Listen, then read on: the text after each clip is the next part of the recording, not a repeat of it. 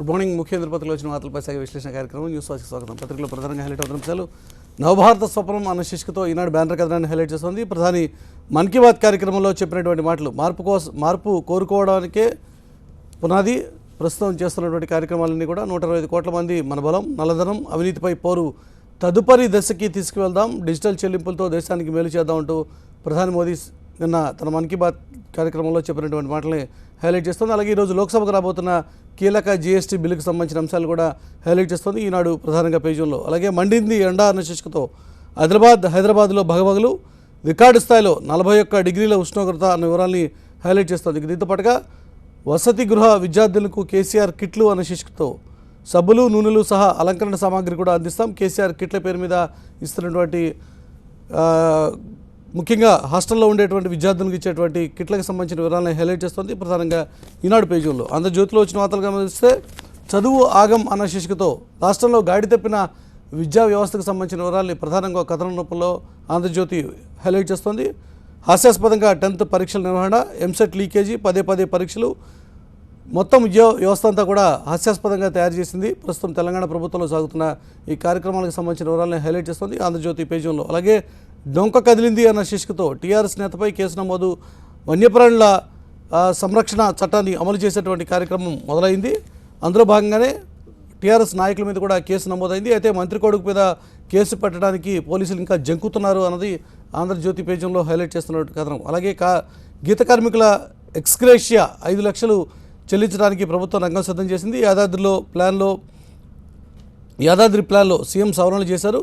శాశ్వత అంగవైకల్యానికైతే ప్రత్యేకించి ఎక్స్గ్రేషియా మరింత ఎక్కువ ఇచ్చేటువంటి ఆస్కారం ఉంది అన్న అంశాన్ని పేజీలో హైలైట్ చేస్తుంది ఆంధ్రజ్యోతి ప్రధానంగా పేజీలో. ఇక దీంతో పాటుగా శభాష్ హైదరాబాద్ అన్న శీర్షికతో రాజధానికి ఏ రేటింగ్ వచ్చింది, వరంగల్కు A+ రేటింగ్ వచ్చింది. హైదరాబాద్కి ప్రత్యేకంగా లభించిన ఈ గుర్తింపుకు సంబంధించిన వివరాల్ని ఆంధ్రజ్యోతి పేజీలో హైలైట్ చేస్తుంది. సాక్షిలో వచ్చిన వార్తలు గమనిస్తే నగదు తక్కువగా వాడండి అన్నది ప్రధాని మోదీ ప్రజలకు ఇస్తున్నటువంటి పిలుపు.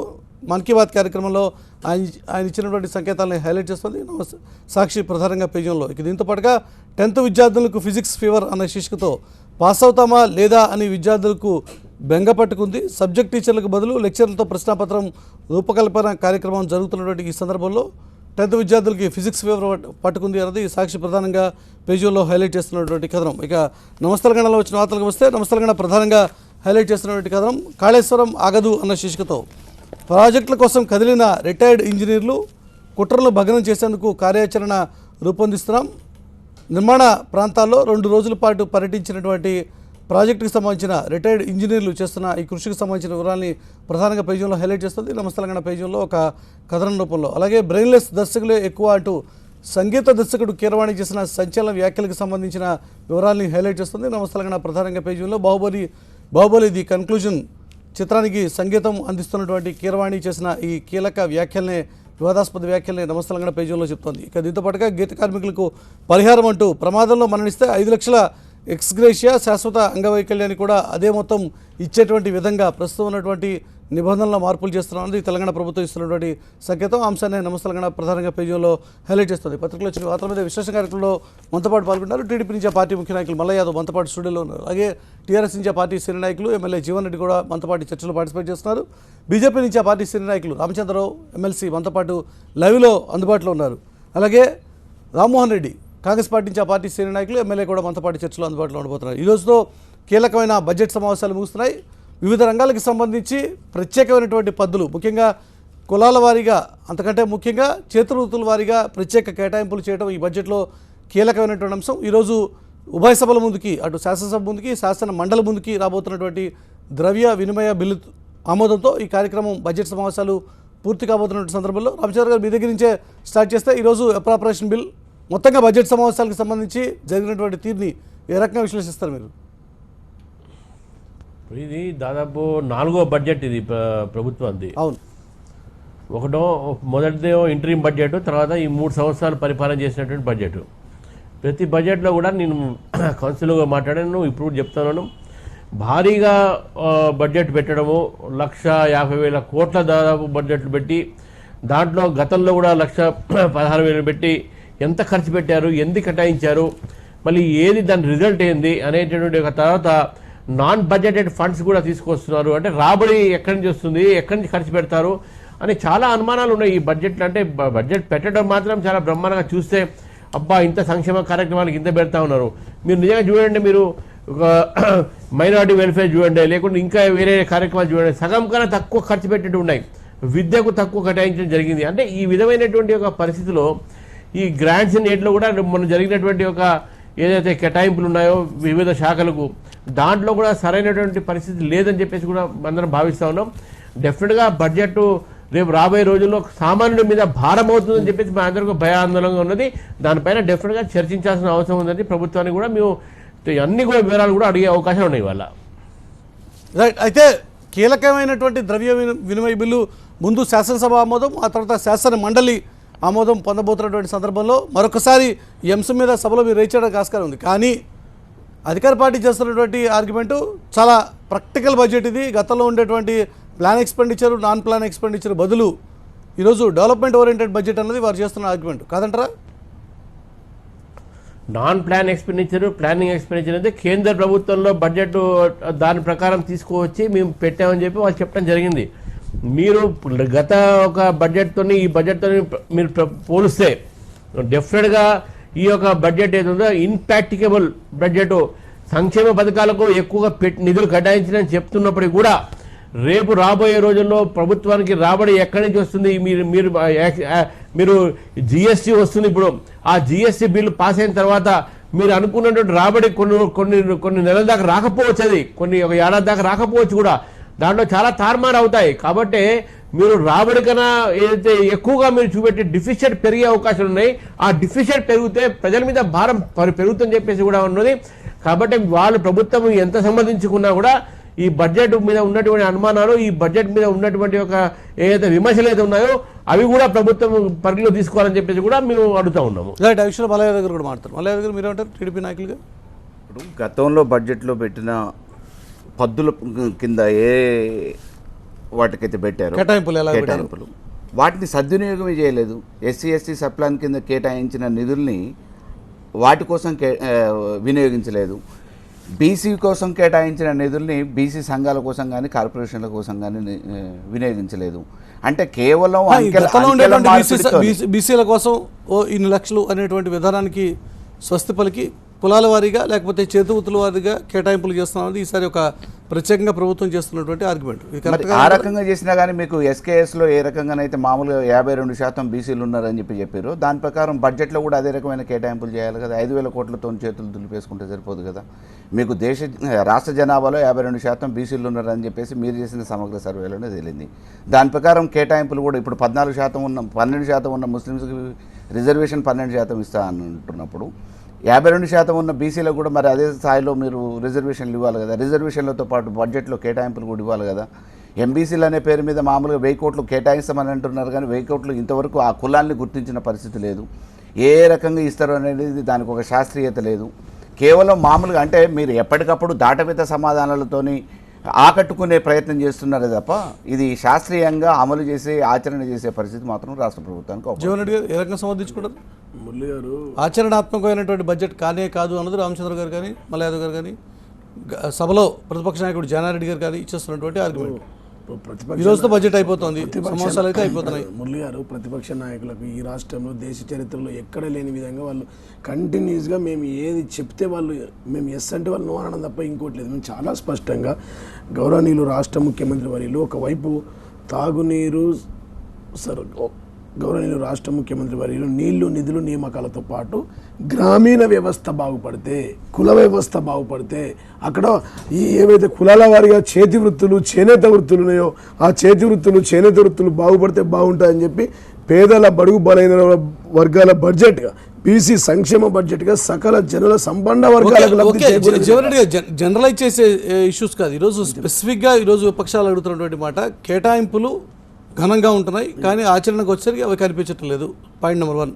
పాయింట్ నెంబర్ 2, మల్ల యాదవ్ గారు రైట్ చేసిన విషయం 52% అన్నది మీరే సకల జైల సర్వేలో ఆ రోజు చేసినటువంటి సర్వేలో పెట్టినటువంటి రికార్డ్స్లో చూపించినటువంటి అంశం.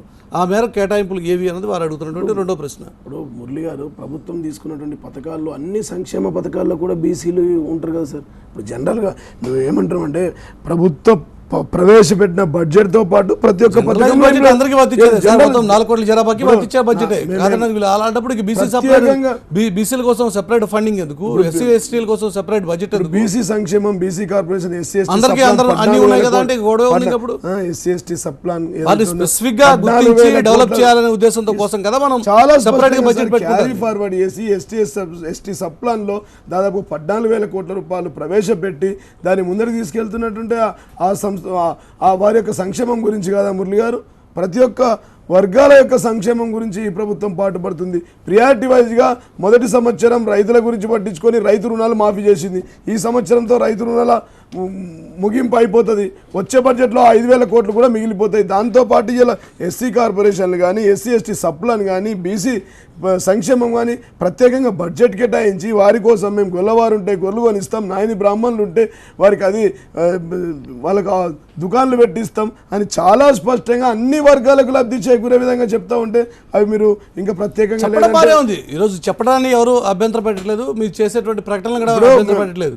కానీ ఆచరణలోకి రావాలి అంటే ఒకటి కేటాయింపులు ఉండాలి. ఒకవేళ కేటాయింపులు చాలా ఘనంగా ఉన్నప్పుడు ఆచరణలో గత బడ్జెట్ లో మేము సాగునీరుకు ప్రియారిటీ ఇచ్చాం, దానికి కేటాయింపులు చేశాం, పనులు జరగలేదా చెప్పండి? 16,000 చెరువుల పుడికి తీసి మిషన్ కాకతీయ ద్వారా ఏవైతే నిధులు పెట్టామో చేయలేదా? 9 గంటల కరెంట్ ఇస్తాం. 25,000 కోట్లు జవహర్ గారు లెక్కలే చెప్తున్నాను. 25,000 కోట్ల రూపాయలు లాస్ట్ ఇరిగేషన్లో మీరు కేటాయించామన్నది చెప్పినటువంటి మాట. ఇంప్లిమెంటేషన్ కోసం 7,000 కోట్లు మించి చేయలేకపోయామన్నది హరీష్ రావు గారు స్వయంగా ఇరిగేషన్ మినిస్టర్ సభలో అంగీకరించినటువంటి అంతటి అంతరం ఈరోజు కనబడుతుంది కదా. 45,000 చెరువులు రానున్న 3 సంవత్సరాలు 4 సంవత్సరాలు చేస్తామని 20% అని చెప్పాం. 20% రీచ్ అయ్యాం సార్. మేము గడిచిన 2 సంవత్సరాల్లో మిషన్ కాకతీయలో 20% చెరువులకు గాను 16,640 చెరువులను ఇప్పుడే పుడిక తీసేసాం. అదేవిధంగా మిషన్ భగీరథ విషయంలో 38,000 కోట్ల రూపాయలకు పరిపాలన అనుమతిని తీసుకొచ్చి ఇప్పటికే 35% పైసలు ఖర్చు పెట్టేశాం. మీరు పేపర్ల మీద పెడతానే ఉన్నారు, చెప్పడానికి ఉపన్యాసాలలో చెప్తానే ఉన్నారు, శాసనసభలో ముఖ్యమంత్రి గారు చెప్తున్నారు, వేదికల మీద మీరు చెప్తున్నారు, కానీ అది గ్రౌండ్ లో ఇంప్లిమెంట్ అవ్వట్లేదు అనేది మా బాధ. చెప్పారు కదా. ఒక్క నిమిషం రామోహన్ గారు కూడా రియాక్ట్ అవుతాం. కాంగ్రెస్ నాయకులు రామోహన్ గారు కూడా మంతపడిచారు. రామోహన్ గారు, ఈ రోజుతో బడ్జెట్ సమావేశాలు ముగుస్తున్నాయి. అప్రాపరేషన్ బిల్లు ఎట్లాగూ పాస్ అయిపోతుంది. మెజారిటీ అబ్సల్యూట్ మెజారిటీ ఎక్కడ అనుమానమే లేదు. కౌన్సిల్ అయిపోతుంది, అసెంబ్లీ అయిపోతుంది, 2 అయిపోతాయి. కానీ మొత్తగా బడ్జెట్ సమావేశాలు జరిగిన తీరు, కేటాయింపుల గురించి మీకున్న అభిప్రాయం? ముఖ్యంగా అమలుకు ఆచరణకు సాధ్యం కాని హామీలు ఇచ్చి ఈ ప్రభుత్వం అధికారంలోకి వచ్చింది. కేవలం 63 సీట్లతోనే ఈ టీఆర్ఎస్ ప్రభుత్వం ఏర్పాటు చేసింది. ఆ రోజు 63 సీట్లు రావడానికి కారణం కూడా ఇప్పుడున్నటువంటి జేఏసీ కానీ, విమలక్క కానీ, అందరూ కూడా విద్యార్థులు కానీ, గిరిజనులు కానీ, మైనార్టీ రిజర్వేషన్ వస్తాయి కానీ వీళ్ళందరూ కూడా మద్దతు తెలిపితే 63 సీట్లు వచ్చినాయి. ఈ రోజు ఆ వర్గాలన్నీ కూడా దూరం అయిపోయిన పరిస్థితి. అంకెలకు గారెడి చేసి బడ్జెట్ చూపిస్తున్నారు. కొత్తగా చాలా మంది ఎమ్మెల్యేలు మా వైపు ఆకర్షితులు అవుతున్నారు. కొత్తగా వచ్చిన ఎమ్మెల్యేలు నిజంగా టీఆర్ఎస్ పార్టీకి దమ్ముంటే టీఆర్ఎస్ పార్టీలో జరిగిన ఎమ్మెల్యేతో రాజీనామా చేసి, గతంలో ఎన్నోసార్లు రాజీనామా చేసిండు కేసీఆర్ గారు, ఇప్పుడు కూడా రాజీనామా చేసి ఎన్నికలకు పోతేనే రాజకీయం గురించి మాట్లాడదాం. రాజకీయంగా వచ్చేటువంటి ఆరోపణలు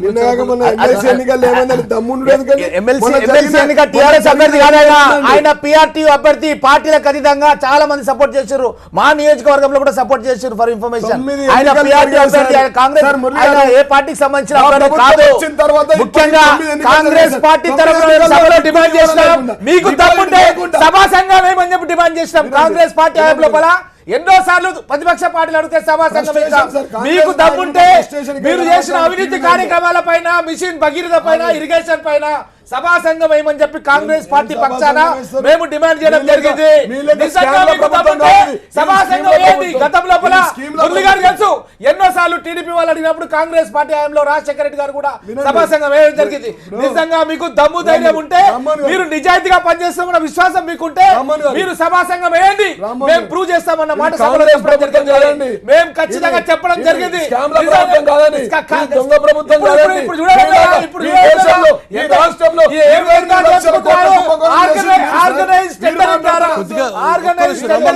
కరప్షన్ కు పాల్పడుతున్న ప్రభుత్వం ఏదైనా ఉదయం ఈ రోజుతో బడ్జెట్ సమావేశాలు అయిపోతున్నాయి కదా.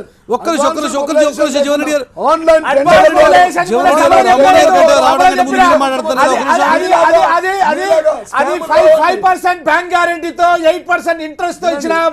అది ఆల్రెడీ రికవరీ చేయడం జరిగింది. నేను సభలో మొన్న చెప్పినాను, నిజంగా డబ్బు ధైర్యం ఉంటే ఆ డబ్బులు రికవరీ కాకుంటే రికవరీ చేయమని చెప్పి హరీష్ రావు గారు చెప్పడం జరిగింది సభ లోపల. స్కామ్ల గురించి ఇప్పుడు ఆరోపణల గురించి కాదు సార్, ఈరోజు కేటాయింపుల గురించి మాట్లాడతాం. ఈరోజు కేటాయింపుల గురించి మాట్లాడతాం, జనరలైజ్ చేసి మాట్లాడతాం సార్. ఒక్క నిమిషం రామ్మోహన్ గారు, ఒక్క నిమిషం జగన్ రెడ్డి గారు, మీ సమాజం చెప్తున్నారు. ఇందిరా గాంధీ గారు, రాజీవ్ గాంధీ గారు గాని దేశ సమగ్రత గురించి ప్రాణాన్ని సైతం అడ్డుపెట్టి దేశానికి స్వాతంత్రం ఇచ్చి జనరలైజ్ చేయండి సార్. రామ్మోహన్ గారు జనరలైజ్ చేయొద్దు. రామ్మోహన్ గారు పార్లమెంట్ లో బిల్ పెట్టిన రోజు కూడా కేసీఆర్ సభలో లేడు. రామ్మోహన్ గారు జనరలైజ్ చేయొద్దు ఇష్యూని ఈరోజు స్పెసిఫిక్ గా ఒక్క నిమిషం జగన్ రెడ్డి గారు, ఒక్క నిమిషం జగన్ రెడ్డి గారు, కాంగ్రెస్ పార్టీకి అక్కడ సభలో ఇక్కడ బయట ఇక్కడ టీవీ నైన్ లో రామ్మోహన్ రెడ్డి గారికి ఫ్రస్ట్రేషన్ లో ఉన్నారు. కేటాయింపులకు సంబంధించి ఇది చైనా బల్బు లాంటిది. ఇది టిఆర్ఎస్ పార్టీ చైనా బల్బు కనుక పేలిపోయిందంటే కాంగ్రెస్ పార్టీ జీవనదని టిఆర్ఎస్ లో చేరిన ఒక ఇతర పార్టీ అభ్యర్థి టిఆర్ఎస్ లో చేరిన ఒక పార్టీ అభ్యర్థి సిపిఎం అభ్యర్థి ముందు సిపిఐ ఎమ్మెల్యే ముందు చెప్పడం జరిగింది, అన్న ఈ పార్టీ చైనా బల్బు లాంటిది అన్న, ఇది ఎప్పుడు అన్న విషయం నాకు స్వయంగా చెప్పడం జరిగింది. కాంగ్రెస్ పార్టీ అంటే జీవనాది. ఇట్లాంటి వాళ్ళు వస్తుంటారు, పోతుంటారు, ఇంక్లూడింగ్ కేసీఆర్, ఇంక్లూడింగ్ చంద్రబాబు నాయుడు, వీళ్ళంతా కూడా కాంగ్రెస్ పార్టీతోనే తన రాజకీయ ప్రస్థానం అని ప్రారంభించారు. బడ్జెట్ గురించి మాట్లాడతాం, కాంగ్రెస్ పార్టీ గురించి, కాంగ్రెస్ పార్టీ భవిష్యత్తు గురించి సెపరేట్ గా మాట్లాడుకోవచ్చు. ఒక్క నిమిషం ఖచ్చితంగా 2 సీట్ల బీజేపీ అధికారంలోకి వచ్చింది, రామారావు ఓడిపోయిండు. అర్థం కదా, వస్తుంటారు. కీలకమైన కేటాయింపుల గురించి రామ్మోహన్ గారు కీలకమైన కేటాయింపుల గురించి మాట్లాడుతున్నాం, కీలకమైనటువంటి బడ్జెట్ కేటాయింపుల గురించి మాట్లాడతాం, కీలకమైన బడ్జెట్ కేటాయింపుల గురించి మాట్లాడతాం. బడ్జెట్ కేటాయింపులకు సంబంధించి మీకు అబ్జర్వేషన్ ఏంటి? ఈరోజు అధికార పార్టీ చెప్తున్నటువంటి మాట కులాల వారీగా, ముఖ్యంగా చేతివృత్తుల వారీగా కేటాయింపులు చేస్తూ ఈరోజు పత్రికలో వచ్చిన మరొక ముఖ్యమైన అంశం, గీత కార్మికులకు ఎక్స్గ్రేషియా కూడా గతంలో ఉండేటువంటి ఎక్స్గ్రేషియాలో మార్పులు తీసుకొచ్చి శాశ్వత అంగవైకల్యం వస్తే కూడా చనిపోయినటువంటి చనిపోయిన వాళ్ళకి ఇచ్చేటువంటి 5 లక్షల ఎక్స్గ్రేషియా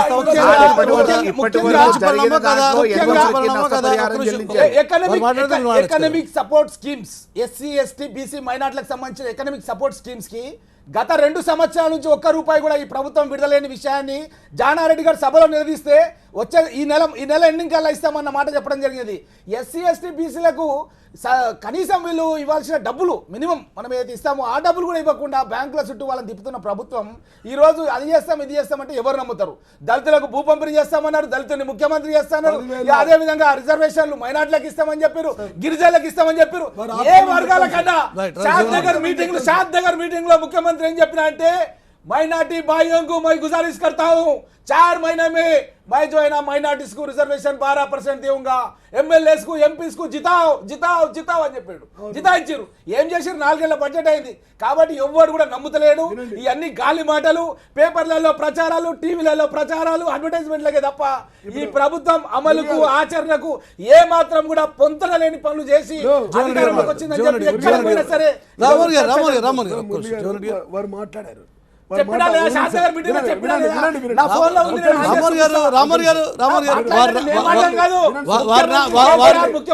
ఆపి మిమ్మల్ని మాట్లాడమని చెప్పాం, వారు మాట్లాడేటప్పుడు మీరు కొంచెం ఆగచ్చు కదా, వారు మాట్లాడేటప్పుడు మీరు కొంచెం ఆగచ్చు కదా. ఒక నిమిషం జోరుగా చెప్పండి. చెప్తా ఉన్నారు ఆచరణకు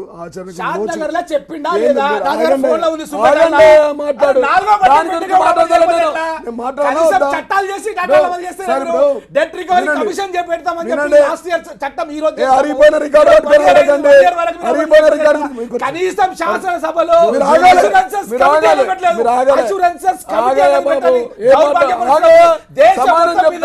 ఏ శాసనసభలో కూడా మీరు చెప్పినప్పుడు కొద్దిగా ఆగండి. మీరు ఆగిన తర్వాత మీతో మాట్లాడతారు, మళ్ళీ మీరు మాట్లాడచ్చు. ఆల్రెడీ లైవ్ లో బీజేపీ నాయకులు మల్లయ్య యాదవ్ గారు అందరూ మాట్లాడారు. వారు అంటున్నారు ఆచరణకు నోచుకోని పథకాలని అన్నారు. ఆచరణకు నోచుకొని పథకాలు అన్నారు సార్. నేను ఒక 50 పథకాలు వరుస పెట్టి చెప్తా, ఎక్కడ లేకపోతే ఈ రాష్ట్రంలో మీరు మాట్లాడండి సార్. మేము అమల్లోకి తీసుకొచ్చేటువంటి రైతు రుణాలను 12,500 కోట్లు ఇచ్చింది వాస్తవం. మీరు చెప్పిందని చెప్తాం,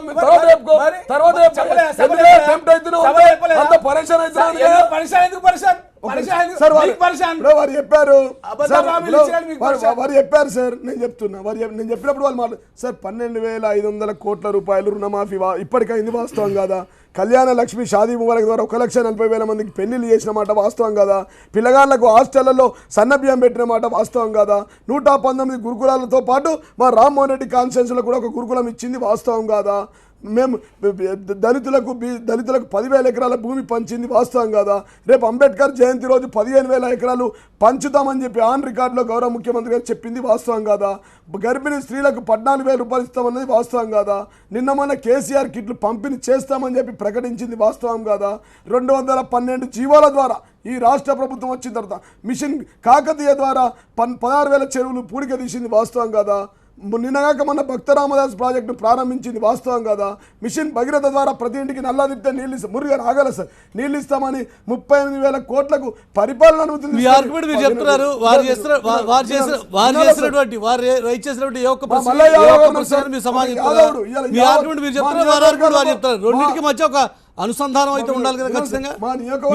మీ లెక్కలు మీరు చెప్తున్నారు, వారి లెక్కలు వారు చెప్తున్నారు. కానీ ఎక్కడో ఇలా మల్లా యాదవ్ గారు ఉన్నారు సార్. ఇలా ఏ గొల్ల కుర్మలను అడగండి సార్, ఒక్క గొల్ల కుర్మను లైవ్ లో తీసుకోండి సార్. ఎక్కడ కూడా ఒక పార్టీలో లేకుండా మా పార్టీలో జాయిన్ అయిపోతా అని చెప్తా ఉన్నారు.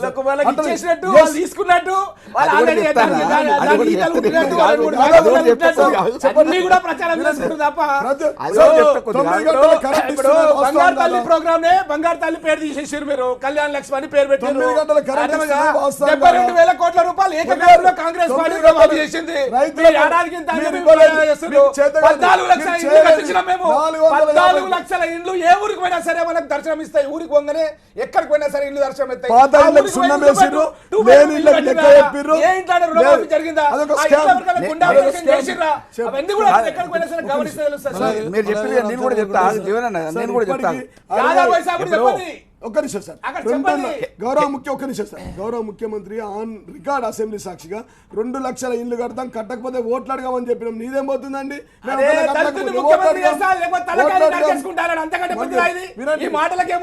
మనిషే త్యాగం చేస్తారని చెప్పిన వ్యక్తి త్యాగం చేసి ఈ యొక్క హామీలకు లెక్క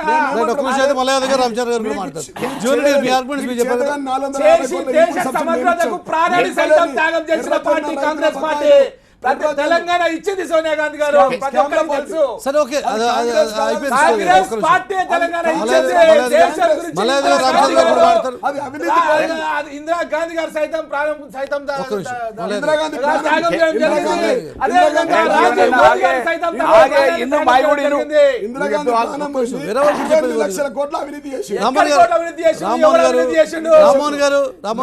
ఇన్ఫర్మేషన్ యాక్ట్ తీసుకొచ్చింది కాంగ్రెస్ ప్రభుత్వం. ఎవరినైనా సరే తప్పు చేస్తే పార్టీలకు అతీతంగా తన జైల్లో పెట్టే చట్టం తీసుకొచ్చింది కాంగ్రెస్ పార్టీ. మిగతా పార్టీలు కూడా మాట్లాడే అవకాశం ఉంది. మిగతా పార్టీలు కూడా మాట్లాడే అవకాశం ఉంది. ఒక నిమిషం. కేసీఆర్ గారు అక్కడ, జీవన్ రెడ్డి గారు ఇక్కడ ప్రకటించినయే ప్రకటించుకుంటాం, పక్కదో పట్టించే ప్రయత్నం చేయొద్దు ప్రజలను అనేది మేము కోరుకుంటున్నాం. మీరు ప్రకటించరు 50 స్కీములు వరుస పెట్టి బయాడ్గా చదువుతూ ఉన్నారు, కానీ అవేవి కూడా ఆచరణకు నోచుకోవట్లేదు, అమలుకు నోచుకోవట్లేదు అని చెప్తున్నాం. మీకు 2 ఉదాహరణలు చెప్తాం. మీరు చెప్పిన దాంట్లోనే భక్త రామదాస్ అన్నారు. భక్త రామదాస్ ప్రాజెక్టు దేని మీద కట్టిరు? పాలేరు మీద కట్టిరు. ఎన్నికలలో మీరు గెలవటం కోసం సూర్యాపేటకి తాగునీరు, కోదాడు నియోజకవర్గానికి సాగునీరు, తాగునీరు ఇస్తా అని చెప్పారు. ఆ ఎన్నికలలో ఇచ్చిన హామీని మర్చిపోయి ఎన్నికలలో ఇయ్యని హామీ తుమ్మల నాగేశ్వరరావు గారి గురించి ఈరోజు భక్త రామదాస్ ప్రాజెక్టు కట్టిరు. దానికి ఏమైనా బడ్జెట్లో అంటే నీటి కేటాయింపులలో అడిషనల్గా అలొకేషన్ ఉందా? ఇదే లెఫ్ట్ కెనాల్లో సాగర్ నుంచి వచ్చే నీళ్ళని పైన మూతులు మూసి కిందికి నీళ్లు తీసుకుపోయి నల్లగొండ, సూర్యాపేట నియోజకవర్గ ప్రజల్ని, జిల్లాల ప్రజల్ని నష్టపరిచి ఖమ్మం జిల్లా రైతాంగానికి న్యాయం చేస్తున్నారు. ఇది ఎంతవరకు సమంజసం? మీరు ఆలోచించండి. ఇప్పుడు ఎన్నికలలో మీరు ఇచ్చిన హామీనో మర్చిపోయారు ఆ జిల్లాలకి. ఇయ్యని హామీలు మాత్రం మామూలుగా మీరు అక్కడ ఎవరి మెప్పు కోసం చేస్తున్నారు? తుమ్మల నాగేశ్వరరావు గారు మరి ఏ సమైక్యవాదనా లేకపోతే ప్రత్యేక తెలంగాణ వాది అని చెప్పేసి ఈరోజు ఆయన మెప్పు కోసం మీరు చేస్తున్నారో మీరే ఆలోచించుకోండి. అదే రకంగా గొల్ల కుర్మలకి గొర్రెలు ఇస్తామని అంటున్నారు. ఇవ్వండి, మేము కూడా కోరుకుంటున్నాం. ఇవ్వండి అంటున్నామే, మేము కూడా కోరుకుంటున్నాం. ఆనాటి నుంచి ఈనాటి వరకు ఇంత నాగరికతగా పెరిగిన అడవులకే పరిమితమైన మా కులాన్ని బాగు చేస్తానంటే, మా జనాల్ని బాగు చేస్తా అంటే మేము సంతోషిస్తాం, స్వాగతిస్తాం. కానీ ఈరోజు మామూలుగా తెలంగాణ రాష్ట్రంలో 1 కోటి ఎకరాలకు నీళ్ళు ఇస్తా అని చెప్పి మీరే చెప్తున్నారు. సస్యశ్యామలంగా ఉంటుంది తెలంగాణ అని చెప్పి మీరే అంటున్నారు. ఉన్న బీళ్లు అన్నీ మాయమైపోయినాయి. కొన్ని వ్యవసాయానికి సంబంధించిన భూములు కూడా ప్లాట్లుగా మారిపోయినాయి, ఇళ్ల స్థలాలుగా మారిపోయినాయి. ఇవాళ ఉన్న పశువుల్ని గొర్రెల్ని మేకల్ని మేపుకోవటానికే స్థలం లేక పక్కన రైతు ఎండన పడితే లమిడి కొడక లంజ కొడక అని చెప్పి తిట్టే పరిస్థితులలో మీరు కనీసం బీడు భూములు కేటాయించకుండా ఒక ఇంటికి మీరు 21 గొర్రెలను ఇస్తా అని అంటున్నారు. ఒక ఊర్లో ఎన్ని అయితే అండి? గడ్డిని పెంచడానికి కూడా విత్తనాలు ఫ్రీ కులానికి సంబంధించిన నువ్వు ఇస్తున్నావు అంటున్నావు కదా, తీసుకున్నట్టు నేను చెప్తున్నా నా బాధ చెప్పు. ఈరోజు మామూలుగా మీరు ఒక గ్రామంలో ఒక 10 కుటుంబాలు 20 కుటుంబాలు ఉంటే ఇచ్చిన గొర్రెలను మేపుకోవడానికి స్థలం లేని పరిస్థితి ఉంది. మీకు ఆ వసతులు సమకూర్చకుండా మేము అన్నిస్తాం ఇన్నిస్తాం అని చెప్పేసి ఇంతకుముందు కూడా ఉమ్మడి రాష్ట్రంలో ఉన్నప్పుడు 50% సబ్సిడీ ఇచ్చిన చరిత్ర ఉంది. ఈ గొర్రెలని మేకల్ని బర్రెలని ఏవి తీసుకున్నా కానీ తీసుకుంటున్న వాళ్ళకి లబ్ధిదారులకి 50% సబ్సిడీ ఇచ్చిన చరిత్ర ఉంది. ఈ రోజు ధనిక రాష్ట్రం 70% ధనిక రాష్ట్రంలో సపరేట్ రాష్ట్రంలో ఈ ఉమ్మడి రాష్ట్రంలో ఉన్నప్పుడే 50% సబ్సిడీలు ఇచ్చిరు. మీకు కావాలంటే ఆన్ రికార్డు చూపిస్తా. నేను ఆ సంఘానికి సంబంధించిన వ్యక్తిగా గురించి అసెంబ్లీలో మాట్లాడారు సార్. ఈ రోజు కొత్తది కాదండి ఇది. గొర్రెల కాపర్ల సంఘాలు ఉన్నాయి, ఫెడరేషన్లు ఉన్నాయి, గొర్రెల కాపర్లకి ఎలక్షన్లు జరుగుతాయి. చర్చ జరిగిందా? బడ్జెట్ కేటాయింపులకు సంబంధించిన అంశం మీద మాట్లాడదాం. బడ్జెట్ కేటాయింపులకు సంబంధించిన మీద చర్చతో ముగుస్తున్న తెలంగాణ బడ్జెట్ సమావేశాలకు సంబంధించిన అంశం మీద ప్రధానంగా చర్చ కొనసాగుతోంది. ఈరోజు కీలకమైన ద్రవ్య వినిమయం ఇల్లు సభలో పాస్ కాబోతున్న సందర్భంలో రామచంద్ర గారు, కేటాయింపులకు సంబంధించి జీవన్ రెడ్డి గారు ఆర్గ్యుమెంట్ ఉన్నారు. 50 స్కీములు వరుసపెట్టి చదువుతున్నాడు ఆయన. ఇప్పటికీ మేము ఆల్రెడీ ఇంప్లిమెంట్ చేస్తున్నాం, ఆల్రెడీ అనౌన్స్ చేస్తాం, ఇంప్లిమెంటేషన్లో ఉన్నాయి. చెప్పండి. నేను వింటున్నాను. అయితే వారికి కూడా నేను అడిగేది ఒకటి ఏంటంటే, నేను కౌన్సిల్ కూడా ముఖ్యమంత్రి గారు ఉన్నప్పుడు అడిగాను. అడ్వకేట్లకు 100 కోట్లు గత సంవత్సరం కేటాయించారు. అంటే 2 years and 2.5 years అయింది. ఇంతవరకు ఆ బడ్జెట్ వాడలేదు. ఏమైంది ఎవరికి తెలియదు. బ్రాహ్మిన్స్కు 100 కోట్లు లాస్ట్ బడ్జెట్ కేటాయించారు. ఇప్పుడు కూడా ఇంతవరకు మొన్న ఫామ్ చేశారు. అంటే ఒక బడ్జెట్ అయిన తర్వాత ఇంకో బడ్జెట్ వచ్చింది ఒకటి. ఈ విధమైనటువంటి ఒక పరిస్థితి చూసుకుంటే మీరు ఎన్ని శాఖల్లో కూడా వాళ్ళు ఇప్పుడు ఎంబీసీలకు 1000 కోట్లు కేటాయించారు వాస్తవమే. కానీ ఎంబీఎస్సీకు ఆ 1000 కోట్లు కేటాయించినటువంటి ఈ కాలంలో, ఈ 1 year కాలంలో అది పూర్తి చేస్తారా, ఖర్చు పెడతారా, వాళ్ళ సంక్షేమం చూస్తారా? రెండు మీ ఎగ్జాంపుల్ చెప్పాను కాబట్టి ఈ ఎగ్జాంపుల్ ఎంత కేటాయించినా ఎంత పబ్లిక్ చెప్పుకున్నా వాళ్ళు సూటిగా అడుగుతున్నాను. ఈరోజు మీరు ఇది వాస్తవం కాదా అడిగారు. ఈ రోజు హాస్పిటల్స్ లో మందులు సరైన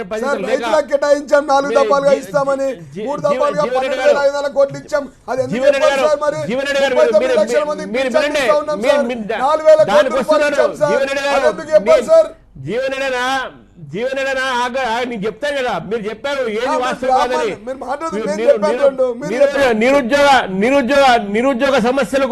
నిరుద్యోగ సమస్యలు తీరుస్తా అని చెప్పారు. అది తీర్చారా?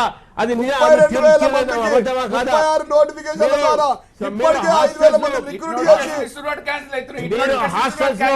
ఈ రోజు విశ్వవిద్యాలయాలు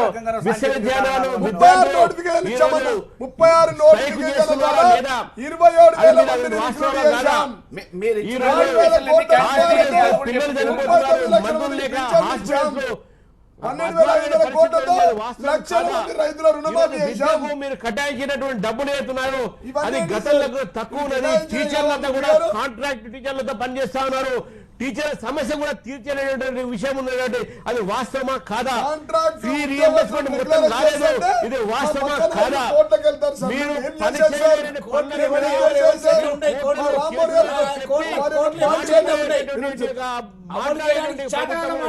వాస్తవమా కాదా?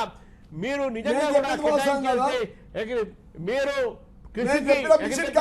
ఒక నిమిషం జీవన్ రెడ్డి గారు రామచంద్ర గారు లైవ్ లో ఉన్నారు. వారు మాట్లాడతారు, మీరు మాట్లాడితే వారు మాట్లాడేది కూడా ప్రజలకు అర్థం అవుతుంది. రామచంద్ర గారు చెప్పండి. మీరు కృషికి కేటాయించినటువంటి ఒక అలోకేషన్ లాస్ట్ టైం కన్నా ఈసారి తక్కువగా ఉన్నాయి. దానికి మీరు ఏమన్నారంటే మేము కేటాయించాము, మాకు కేంద్ర ప్రభుత్వం హెల్ప్ చేయట్లే అని చెప్పారు. ఎక్కడైతే కేంద్ర ప్రభుత్వం మీకు సపోర్ట్ చేస్తుందో, ఎక్కడ ఇస్తుందో మీరు చెప్తున్నారు. కానీ మీరు ఎక్కడైతే మీ బాధ్యత ఉంటుందో దాన్ని విస్మరించి ఇతరుల పైన మీరు బ్లేమ్ చేసే ప్రయత్నం చేస్తున్న విషయం కూడా నేను ఇంతకుముందు చెప్పాను. మీకు ఉద్యోగ విషయంలో కానివ్వండి,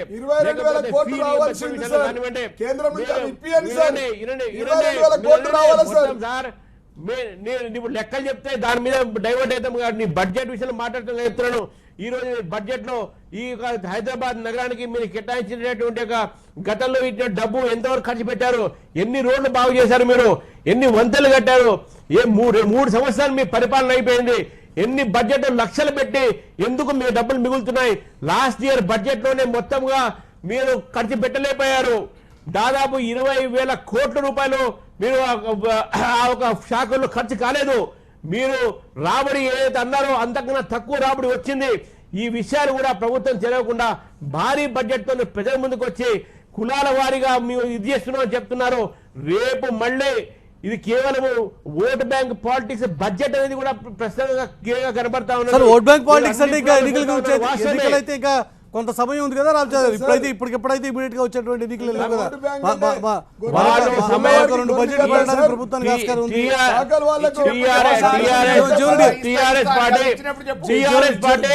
శాఖల వారికి కేటాయింపు చూసుకున్నా కూడా గతంలో ప్రకటించినవి ఏ మేరకు ఇంప్లిమెంట్ అయ్యాయని వారు అడుగుతున్నటువంటి ప్రశ్న. కాలేదు కదా, కాలేదు కదా, కాలేదు కదా. అధికారంలోకి వచ్చిన కాడి నుంచి అధికారం అనుభవించిన ఈ 3 సంవత్సరాలలో ప్రకటించిన ఎన్ని కుల సంఘాలకు గానీ వేరు వేరు వర్గాలకు గానీ ఆ రోజు నుంచి ఈ రోజు వరకు ఎన్ని వందల కోట్లు ప్రకటించారు, ఎన్ని ఆచరణకు సాధ్యమైంది, ఎన్ని ఆచరణకు సాధ్యమైంది? ముఖ్యమంత్రి గారు ఈ రాష్ట్రం వచ్చిన తర్వాత ప్రవేశపెట్టిన బడ్జెట్ వచ్చిన తర్వాత 212 జీవోల ద్వారా మేనిఫెస్టోలో పెట్టిన 99 అంశాలను అమల్లోకి తీసుకొచ్చాం. ఏ బడ్జెట్ లో కూడా మొత్తం పైసలు ఖర్చు కావని స్వాతంత్రం వచ్చినప్పటి నుంచి ఇప్పటి వరకు ఏ బడ్జెట్ లో కూడా కాలే మురళి గారు. ఎందుకు చేయాలనే చిత్తశుద్ధి ఎందుకు కాదండి? చెయ్యాలనే చిత్తశుద్ధి మీకుంటే ఎందుకు కాదు? ఎందుకు కాదు? చూడండి ఒకసారి లెక్కలేదు చూడండి, లెక్కలేదు చూడండి. లెక్కలు మీకు సంబంధం లేదు కదా, పక్క రాష్ట్రంతో లెక్కలు ఘనంగానే ఉంటాయి. ఇంటిగ్రేటెడ్ ఆంధ్రప్రదేశ్ లోనే ఈ 1,00,000 కోట్ల అనేటువంటి ఫీవర్ ని తీసుకొచ్చింది కాంగ్రెస్ పార్టీ. 1,00,000 కోట్లు అని చూపించడం మొదలు పెట్టారు. ఇప్పుడు రెండు తెలుగు రాష్ట్రాలు కలిపి ఈ స్థాయికి తీసుకొచ్చిన ఘనత చంద్రబాబు నాయుడు గారిదని మహబూబ్ నగర్ కరెక్టే తీసుకొచ్చి 2 రాష్ట్రాలు కలిపి 3 లక్షల కోట్లు చేశారు. బడ్జెట్ కేటాయింపులు చూపించడం కోసం కాదు కదా, గ్రౌండ్ లెవెల్ లో ఉండాలి కదా. అదే కదా మీరు అడుగుతున్నమాట. దాని గురించి మాట్లాడండి. రైట్, ఒక నిమిషం. గత ప్రభుత్వాల బడ్జెట్ కంటే 3 గణాంకాలు ఎక్కువ ఖర్చు పెడుతున్నాం సార్. గతంలో వారు పెడితే 10% పెడితే మేము 37% ఎక్కువ ఖర్చు పెట్టాం సార్. మీరు చూడండి, లెక్కలు తెప్పియండి, చూడండి. ఆన్ రికార్డ్ కనిపించట్లేదు కదా జీవన్ రెడ్డి గారు. అదే కదా వారు అడుగుతున్నటువంటి మాట. కనిపించట్లేదు అంటే సార్, ఒక్కొక్క వర్గానికి గతంలో కేటాయించినటువంటి అమౌంట్స్ సార్. మురళి గారు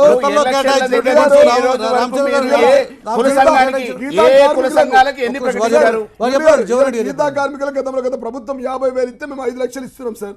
మేము చెప్తా ఉన్నాం. గతంలో 3 సంవత్సరాల నుంచి ఎంత ఇచ్చారు? 3 సంవత్సరాల నుంచి ఆ సంఘాలకు చచ్చిపోయిన వాళ్ళకి ఎంత ఇచ్చారు? ఇంప్లిమెంటేషన్ లో ఎక్కడ ఉంది అన్నది వారి ప్రశ్న. ఇప్పుడు ఈ 3 సంవత్సరాలు మీ ప్రభుత్వం ఉంది. గీతా కార్మికుల కోసం ప్రమాదాలలో చచ్చిపోయిన వాళ్ళకి, కాల్ చేయి ఇరిగిన వాళ్ళకి, చచ్చిపోయిన వాళ్ళకి ఎంత ఇచ్చారు చెప్పండి? ఎన్ని కుటుంబాలను బాగు చేసారు చెప్పండి? ఎన్ని లక్షలు ఖర్చు పెట్టారు?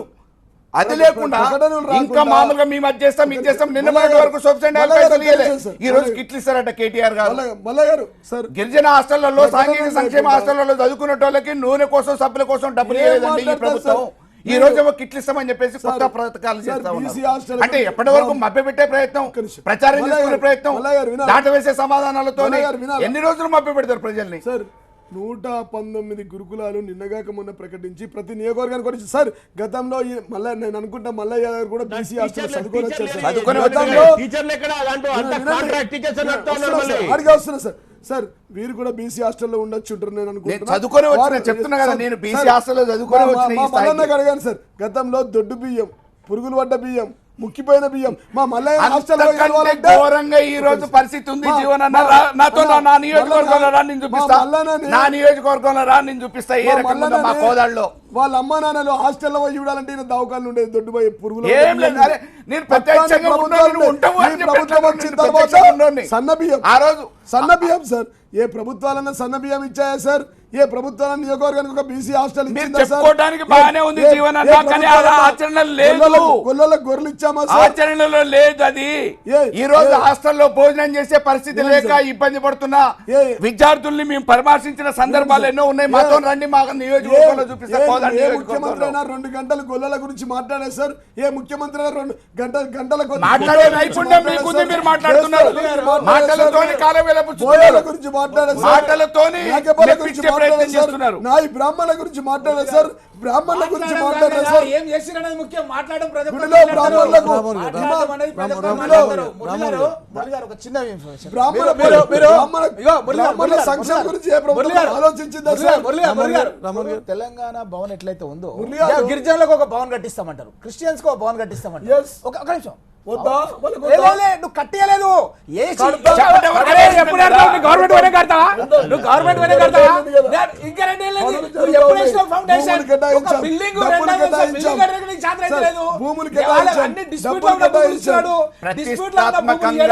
ఫౌండేషన్ స్టోన్ అంటే చిత్తశుద్ధి లేని ప్రభుత్వం ఇది. కేవలం ప్రకటన. నువ్వు ఎందుకు కట్టలేదు? గిరిజనులకు భవన్ ఎందుకు కట్టలేదు? క్రిస్టియన్లకు నువ్వు భవన్ ఎందుకు కట్టలేదు? అది ఇంపార్టెంట్ కదా. నువ్వు కట్టేవాడివి.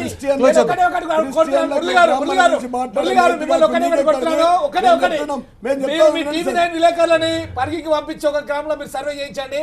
కాంగ్రెస్ ప్రభుత్వంలో ఎన్ని ఇండ్లు కట్టిర్రు, ఎంత మందికి ఏకకాలంలో రుణమాఫీ వచ్చింది? ఒకవేళ ఏదైనా ప్రతిష్టాత్మకంగా మీరు అనౌన్స్ చేసిన డబుల్ బెడ్రూమ్ ఇళ్ళకే ఇంతవరకు నిధులు కేటాయించలేదు. బడ్జెట్ లో నిధులు కేటాయించకుండా ప్రతిష్టాత్మకంగా తీసుకున్న డబుల్ బెడ్రూమ్లకు లేవు. ఇంకా మీరు వేరే అన్ని క్లబ్ చేయండి సార్, ఒకదాని తర్వాత మాట్లాడుకుందాం.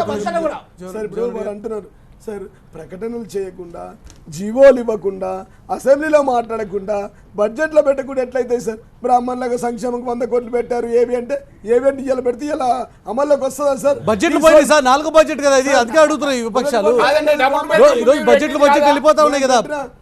పొలిటికల్ పూర్తయిపోయిన తర్వాత కీలకమైనటువంటి సమయం పూర్తయిన చేస్తామంటే కూడా ఆలోచించాలి కదా. డబుల్ బెడ్రూమ్ ఇల్లు ప్రకటించింది వీళ్ళు కాదా? బడ్జెట్ లో ఎన్ని నిధులు కేటాయించారు ఇప్పటి వరకు? ఎన్ని నిధులు కేటాయించారు? పోనీ 60,000 ఇండ్లు టెండర్లు అయిపోయినాయి.